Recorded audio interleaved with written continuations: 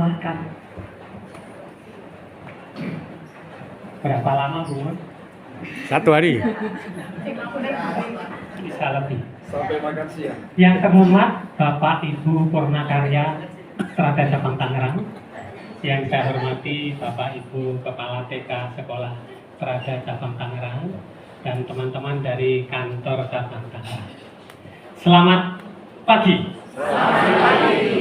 Pertama-tama kita semua patut bersyukur bahwa pada hari ini kita bisa berkumpul di tempat ini, tentu saja dalam keadaan yang sehat, itu yang terpenting. Ya. Yang kedua, kami secara pribadi mohon maaf bila sambutan kami kurang begitu berkenan di hati Bapak Ibu semuanya yang ada di sini. Ya, ditambah dengan tadi berkah hujan. Ya, maka tadi kami membayangkan, waduh ini pada hadir nggak? Ternyata tadi kurang 10 menit, tinggal 2 atau 4. Artinya bahwa saya bersyukur bahwa nilai-nilai Strada itu masih dihidupi sampai saat ini. Ya, salah satunya nilai disiplin. Ya, terima kasih Bapak dan Ibu. Ya. Hari ini ya supaya suasana tidak terlalu formal ya, ini kan nggak formal-formal amat ya Bu ya. Jadi dalam suasana keakraban kita menyambut Natal ya, temanya adalah Allah hadir untuk menyelamatkan keluarga. Ya, kalau tidak salah tahun lalu perayaan Natal kita di gereja. Ya, tetapi untuk tahun ini memang kami buat sedikit berbeda. Ya, kami ingin ya yang hadir di sini hanya perwakilan, tetapi kami ingin seluruh Purnakarya khususnya di Cabang Tangerang itu bisa merasakan kasih Natal dari kami. Ya. Kalau tahun lalu mungkin yang bisa merasakan kasih Natal yang bisa hadir saja, tetapi ini yang tidak hadir pun nanti kami akan memberikan sedikit kasih Natal kepada Bapak Ibu semuanya. Ya. Kemudian ya kegiatan hari ini santai tapi serius, akrab. Ya, karena toh teman-teman yang di sini nanti suatu saat juga akan di sana. Ya, itu hanya masalah waktu. Ya. Saya pikir itu saja. Semoga seluruh acara kita dapat berjalan dengan baik dan lancar. Itu baru sambutannya, Bu. Saya sudah menyiapkan sesuatu. Nah, jadi bisa lebih 5 menit.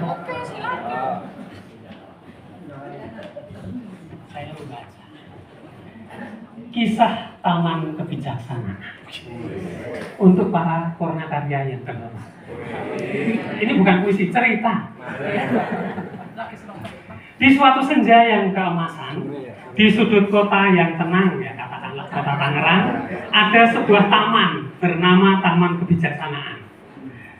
Di sana setiap Rabu sore berkumpulah mereka yang telah menghabiskan hidupnya menabur benih ilmu. Mereka dulu dikenal sebagai Pak Guru, Bu Guru, Bapak Kepala Sekolah, Ibu Pengawas, dan lain-lain.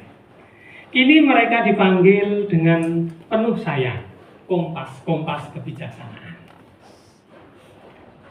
Ada Bu Lastri, 72 tahun, pensiunan guru matematika yang masih membawa mistar kayu, pemberian muridnya 30 tahun lalu.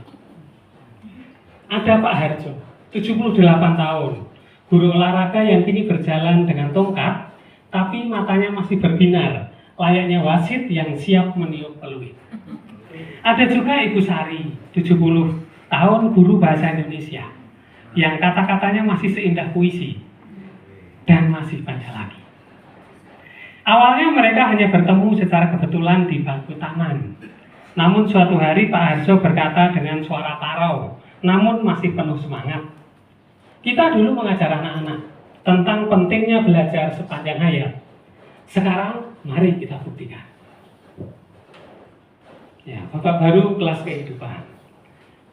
Mereka pun membuat tradisi baru. Setiap Rabu ada namanya jam cerita. Setiap orang membawa satu kisah mengajar paling lucu atau mengharukan. Pak Harjo selalu bercerita tentang murid yang lari maraton ke kantin, bukan ke garis finish. Tawa mereka menggemakan kenangan indah. Setiap bulan mereka mengadakan ekspedisi kebijaksanaan, berkunjung ke museum atau tempat-tempat lain, atau sekedar mencoba teh atau kopi baru di kedai. Bu Lastri dengan kalkulator genggamnya selalu menghitung diskon dengan tepat. Kebiasaan yang tidak pernah luntur. Mereka menciptakan proyek warisan. Setiap guru pensiunan merekam satu pelajaran pendek tentang keahliannya, tidak hanya akademik, tetapi juga resep hidup sehat, merawat tanaman, merajut atau menulis kenangan. Rekaman ini mereka bagikan ke sekolah-sekolah lama mereka. Di tengah obrolan, mereka saling menjaga. 1. Senam tawa ala Pak Harjo. Setiap pertemuan dimulai dengan 5 menit tertawa bersama. Karena tertawa itu olahraga yang paling murah katanya. 2. Pojok herbal. Ibu Sari, dia selalu membagi ramuan jahe dan kunyit. Ini pelindung sendi kita.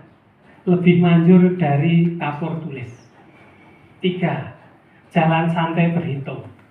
Ibu Lastri, setiap jalan pagi, dia menghitung langkah sambil mengingat tabel perkalian. Otak dan kaki harus sama-sama sehati.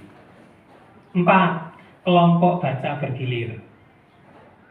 Mata kurang terang, tidak masalah.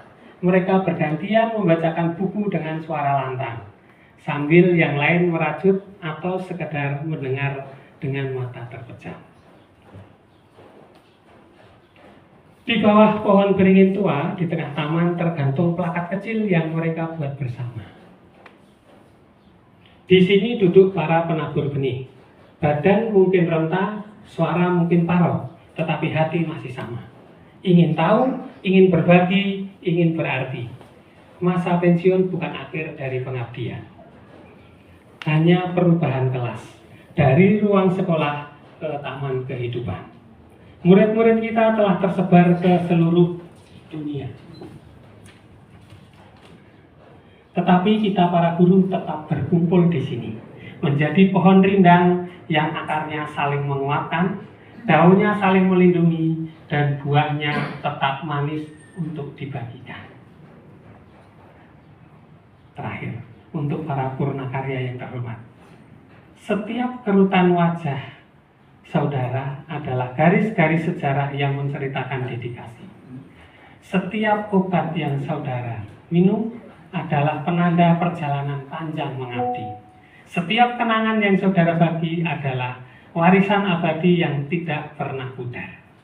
Teruslah berkumpul, teruslah bercerita, teruslah tertawa. Karena jiwa guru sejati tidak pernah benar-benar pensiun.